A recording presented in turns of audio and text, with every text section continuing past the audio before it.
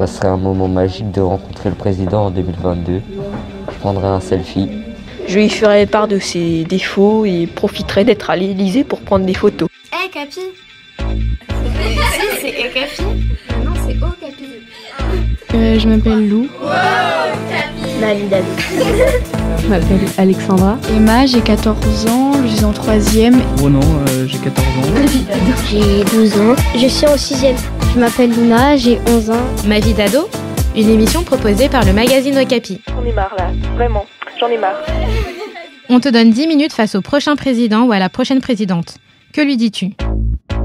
C'est stressant d'être devant le président. C'est comme si moi j'étais un petit pois, lui c'était une baleine. Je partirais en courant. Je pense que parler au président, ça serait un honneur pour moi, mais je pense que je serais tellement stressée, j'arriverais pas à lui parler. Mon cœur, il bat à 42 800 à l'heure. J'essaierai un peu de descendre l'atmosphère en mode genre Mike Faker et tout. Vos anecdotes sinon. Eh ben je dirais rien parce que j'aurais pas le courage de parler. Je lui demanderais de me faire visiter l'Élysée parce que j'adore les grosses maisons et je prendrais des selfies avec lui et je ferais la WAP avec lui. Comment ils font pour travailler, genre comment tu vois dans les bureaux, tu sais comment ils travaillent? Ça serait marrant ça. C'est quoi sa motivation pour devenir président? Enfin, je voudrais lui demander un truc comme ça parce que moi aussi j'aimerais devenir présidente, mais en vrai, à cause des études, du coup, je sais pas trop. Je dirais qu'il respecte ce qu'il a dit et qu'il le fasse. T'as combien de pognon sur ton compte en banque? Enfin, de faire des lois qui englobent la majeure partie de la population, pas que deux parties. D'arrêter de mettre la retraite plus haute. Parce que moi j'ai envie d'être en retraite plus tôt du coup. Pour pouvoir profiter de ma vie. Je lui demanderai qu'il augmente mon salaire. Je lui demande de payer plus les mamans qui ont beaucoup d'enfants, qui n'ont pas d'aide de la CAF ni rien, qui les aide un peu beaucoup. Parce que c'est un peu dur. Si j'aurais une autre chose à lui demander, c'est qu'il me paye mes frais pour aller dans une université. Non, pour moi et mes frères et sœurs. Le salaire doit être mieux réparti. Ouais, ou de remonter un peu le SMIC. Je lui dirais d'augmenter le SMIC, aider les personnes qui ont besoin d'argent et de faire des foyers pour les accueillir pour pas qu'ils dorment dehors. Je pense que je lui demanderais que nos parents ils travaillent un peu moins parce que du coup, moi ma mère elle travaille beaucoup ou elle part souvent en déplacement. Du coup, je pense que je lui demanderais de réduire les déplacements et le temps de travail des parents. Je dirais moins cher les loyers. Des fois, il y en a qui sont à peu près à 1200. Donc, des fois, il y en a qui n'ont pas l'argent pour acheter tout ça. Il y en a qui sont pauvres. Ils construisent plus de refuges pour les sans-abri. De baisser les prix de l'électricité et tout, parce que même si c'est pas moi qui paye, là, c'est en augmentation. De baisser le prix de l'essence. Plutôt sur les enfants, de s'intéresser plus à eux, même si, c'est pas parce qu'on est petit que, on n'est pas comme eux, qui est très intelligent, qui sait tout. Plus s'intéresser à nous demander nos idées ou à nous proposer des choses et faire attention, par exemple, beaucoup au harcèlement et de pas différencier, les gens.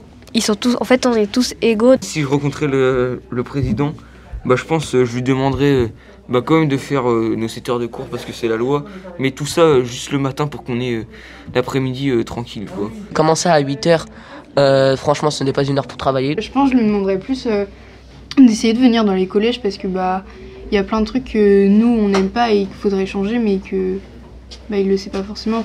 Parce que je pense que l'éducation nationale elle doit être totalement refaite car il y a des trucs que les générations futures ont besoin et qu'on n'a pas, comme des collèges sans budget où il peut y avoir des pannes d'électricité, le chauffage qui marche pas, les grilles qui tombent du plafond, les chaises cassées, les tables salies. Je lui parlerai de tout ce qui se passe en cours, au collège, aux écoles, le harcèlement, aussi les poids des sacs. Parce que, désolée, c'est peut-être un sujet pas très important par rapport à des choses, mais quand même, le poids des sacs est vachement lourd.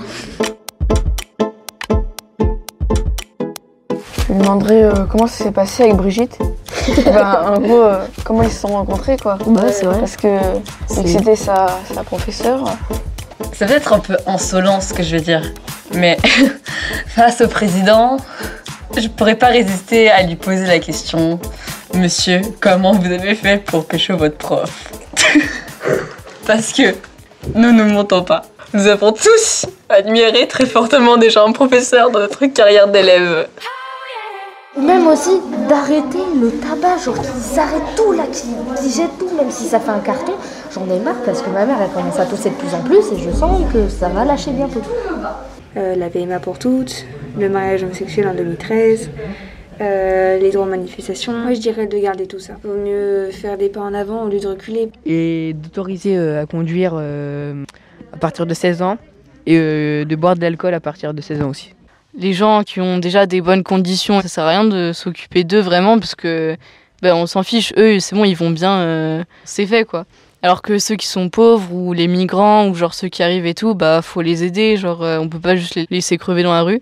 Je voudrais aussi lui dire que par rapport à toute la pauvreté, les réfugiés et toutes ces personnes qui vont mal, c'est important de les aider parce que on n'est pas dans la peau de ces gens, d'accord, mais peut-être que si on pensait comme eux, on se rendrait compte de toute la frayeur, de tout ce qu'ils ont pu endurer et tout le malheur qu'ils ont eu. Et je pense que c'est pour ça qu'il faudrait les aider. Que genre la France soit un pays un peu plus sympathique. Il y a du racisme. Je dirais de plus respecter les gens, éloigner un peu le racisme, l'islamophobie, de respecter un peu plus la religion musulmane. Faciliter l'acquisition de la nationalité française. S'ils pouvaient nous rendre encore, me rendre encore plus fiers d'être français, remettre la puissance de la France à sa place. Qu'il y a plus de justice et moins d'injustice. Normalement, les phrases de la France, c'est liberté, égalité, fraternité. On dirait qu'il n'y a pas trop de liberté. L'égalité, il y a trop de racisme. Il n'y a plus trop de fraternité. Parce que la société en ce moment, c'est pas ouf quoi. Je fais pas une généralité, mais souvent les hommes ils se croient supérieurs aux femmes et tout, et tout comme ça. C'est grave énervant. Et voilà, faut remédier à ça parce que on est comme des êtres humains, genre. Il n'y en a pas qui sont en dessous des autres. De faire quelque chose contre les violences et tout ça, parce que ça me fait un peu peur. Je me dis que ça peut m'arriver à moi, à ma famille, à tout le monde, quoi. Et d'arrêter les violences policières. Je lui demanderais clairement de condamner plus fort les gens qui font du mal aux animaux. Je ne peux pas m'imaginer que des animaux souffrent. Je peux pas me dire que les marques, les cosmétiques sont testés sur des animaux. Je lui dirais de réduire les voitures à Paris, d'enlever les centres d'abattoirs pour éviter de tuer les animaux. Je lui dirais, monsieur, réagissez par rapport à l'environnement, parce que vous faites rien. Je lui dirais, réagissez, monsieur, nous, on veut pas mourir à cause d'une pollution. Le thème de l'écologie était vachement bien lancé et avec le Covid, on l'a un peu perdu. Du coup, j'aimerais bien que ça se relance, l'écologie et la transition. En 2022, ça rigole plus. La Terre, elle suffoque. Pour mon pays, je demanderais qu'on replante des arbres. Ouais, parce qu'on coupe trop d'arbres et plus de nature. Clairement, si on fait rien, déjà, y a tous les animaux, les ours et tout, les animaux sauvages, ils vont mourir, mais au final, nous aussi. Donc, réveillez-vous un peu, quoi. Interdire les panneaux d'affichage lumineux la nuit, parce que ça utilise quand même beaucoup d'électricité pour rien, puisqu'on ne peut pas y aller la nuit dans les magasins. La planète, ça paraît...